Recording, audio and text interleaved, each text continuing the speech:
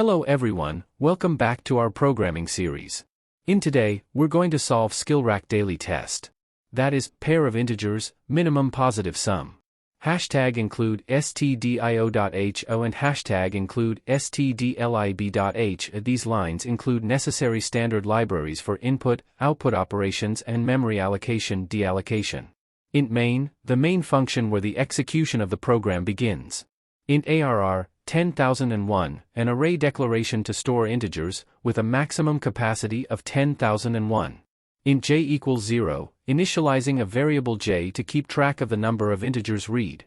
While, scanf, %d, and arr j equals 1, a loop that reads integers from input until no more integers can be scanned, storing them in the array arr.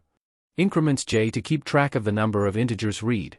Int min_sum equals 1 times 10 to the power of 6, initializing min_sum with a large value, 1 times 10 to the power of 6, as an upper bound.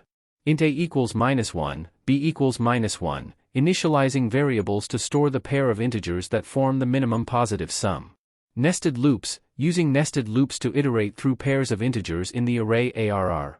If sum is 0 and sum min_sum, checking if the current pair sum is positive and smaller than the current minimum sum.